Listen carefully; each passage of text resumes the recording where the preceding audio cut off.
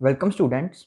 This is our 16th lecture on a complex analysis and today we will discuss about the differentiability. तो जैसे हम real analysis में function की differentiability define करते थे, बिल्कुल उसी तरह से हम क्या करेंगे, फंक्शन की डिफरेंशिएबिलिटी डिफाइन करेंगे इन कम्प्लेक्स वैल्यूड फंक्शन के लिए। तो देखिए, अगर हमारे पास एफ ऑफ जेड कोई भी एक फंक्शन है जो कि डिफाइंड है in some neighbourhood of z naught में, तो हम कहेंगे कि our function f z is differentiable at z naught पे।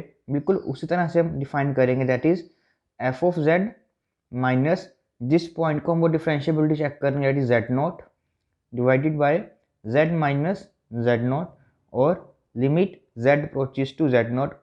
अगर ये लिमिट हमारे पास इस पॉइंट पे एग्जिस्ट करती है और वो फाइनाइट हो, तब हम कहेंगे कि फंक्शन जो है हमारे पास वो उस पॉइंट पर क्या हो जाता है, डिफरेंशिएबल। या हम इसको ऐसे भी कर सकते हैं, दैट इज हम एफ ऑफ जो हमारे पास जिस पॉइंट पर हमने चेक करनी है डिफरेंशिएबिलिटी, उस पॉइंट में कुछ हम चेंज करेंगे, that is delta z minus f of z naught और divided by delta z and limit delta z approaches to zero.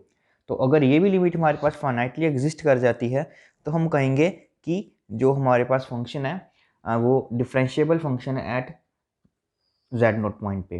तो बिल्कुल सिमिलर डेफिनेशन जो है हम वो यूज़ करते हैं। ठीक, तो देखिए हम डेफिनेशन को हम उसी तरह से डिफाइन करते हैं, बट रियल वैल्यूड फंक्शन जो और हमारे पास ये कम्प्लेक्स वैल्यूड फंक्शंस होते हैं, अगर हम सिमिलर टाइप के फंक्शन लेते हैं तो काफ़ी कॉन्ट्राडिक्टरी रिजल्ट हमारे पास आते हैं। ठीक, वो हम वन बाई वन करते जाएंगे। तो सबसे पहले हम देखते हैं कि कम्प्लेक्स एनालिसिस में हमारे पास कौन कौन से ऐसे फंक्शंस हैं जो कि डिफरेंशिएबल होते हैं। तो सबसे पहले हम दैट इज सिंपलेस्ट फंक्शन ले लेते हैं, that is F of Z is equal to Z. तो हम ये चेक करते हैं कि क्या ये फंक्शन जो है हमारे पास वो डिफरेंशिएबल है या नहीं। तो अब हम कोई भी एक आर्बिट्री पॉइंट ले लेते हैं z is equal to z naught पे और इसकी डिफरेंशिएबिलिटी चेक करेंगे। तो उसके लिए मैं ये वाली यूज़ कर लूँ, आप कौन सी भी यूज़ कर सकते हैं। ठीक, तो F of z minus f of z naught divided by z minus z naught. तो एफ ऑफ जेड हमारे पास फंक्शन क्या डिफाइन की है, z, तो ये हमें मिल जाएगा z minus z naught and limit z approaches to z naught. तो ये हमारे पास क्या आ जाएगी, 1 आ जाएगी।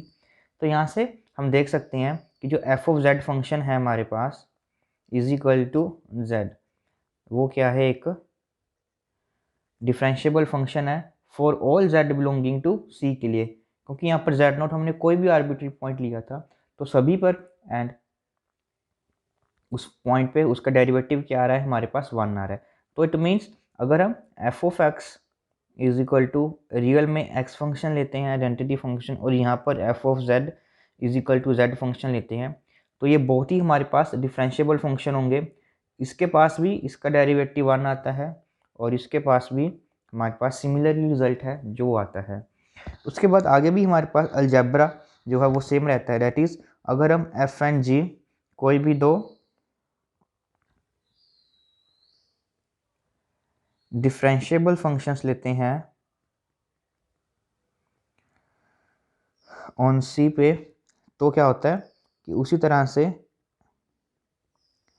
दोनों फंक्शन के एडिशन एंड सब्ट्रैक्शन जो ये फंक्शन होते हैं वो भी हमारे पास क्या होते हैं, डिफरेंशिएबल होते हैं। इनकी अगर हम प्रोडक्ट फंक्शन लेते हैं तो वो भी हमारे पास क्या होता है, डिफरेंशिएबल होता है। इसके अलावा जब हम इनकी कोशेंट लेंगे तो वो भी हमारे पास डिफरेंशिएबल होगा डोमेन पे, बट जी जो नॉट इक्वल टू ज़ीरो होना चाहिए उसके लिए भी। लास्टली अगर हम कॉम्पोजिशन लेते हैं, जैसे भी उसकी कॉम्पोजिशन डिफाइंड होगी, तो वो भी हमारे पास क्या होते हैं, डिफरेंशिएबल फंक्शंस होते हैं ये सभी के सभी। तो दैट मीन्स अगर एफ ऑफ जेड हमारे पास जेड, हमने ये प्रूफ कर दिया डिफरेंशिएबल फंक्शन है, और उसी तरह से जो कांस्टेंट फंक्शन होता है हमारे पास वो भी डिफरेंशिएबल फंक्शन ही होता है। ठीक है, और इसका अगर हम चेक भी करें, डैट इज़ अगर हम कांस्टेंट फंक्शन लें, that is f of Z is equal to C, हमने कांस्टेंट फंक्शन लिया, अगर मैं किसी भी पॉइंट पे इसकी लिमिट चेक करूँगा तो मुझको क्या मिलेगा, f of z minus f of z naught divided by z minus z naught, तो ये मेरे पास C minus C divided by z minus z naught and limit z approaches to z naught C minus, और ये बन जाएगा 0। तो that means constant function के लिए भी हमारे पास जो रिजल्ट है वो सेम रहता है, वो डिफरेंशिएबल होता है और उसका डेरिवेटिव क्या आता है हमारे पास 0 एज यूजुअल, जो हम रियल वैल्यूड फंक्शन के बारे में करते हैं। तो कांस्टेंट फंक्शन और आइडेंटिटी फंक्शन के लिए हमारे पास जो ये रिजल्ट्स हैं वो बिल्कुल सिमिलर रिजल्ट्स रहते हैं। तो यहाँ से हम जो हमने ये काम किया, उसके अलावा जो ये कॉम्पोजिशन है, इससे हम ये भी कह सकते हैं कि अगर हम कोई भी n डिग्री की पॉलिनोमियल लेते हैं इन कम्प्लेक्स में, डेट इज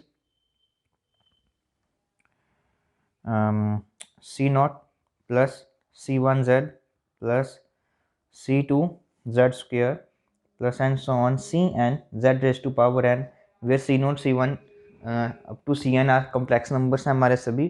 तो अगर हम ये पॉलिनोमियल लेते हैं तो ये हमारे पास क्या हो जाएगी, एक इज डिफरेंशिएबल हो जाएगी, ठीक है। और उसी तरह से जब हम ये रिजल्ट्स वगैरह यूज़ करते हैं तो उसी तरह से अगर हम d y by d z निकालेंगे z raise to power n का, वो हमारे पास उसी तरह से सेम रिजल्ट आता है। फाइन, तो ये थी हमारे पास डिफरेंशिएबिलिटी। और इसके बाद हम बहुत ही इंपॉर्टेंट एग्जांपल्स करने वाले हैं डिफरेंशिएबिलिटी के ऊपर। और लास्टली इसके जितने भी हमारे पास आपके हैंड रिटन नोट्स हैं, ठीक है, वो आपको हमारी वेबसाइट पर मिल जाएंगे, तो वहाँ से आप उसको डाउनलोड कर सकते हैं। इसका लिंक आपको नीचे डिस्क्रिप्शन बॉक्स में प्रोवाइड कर दिया जाएगा।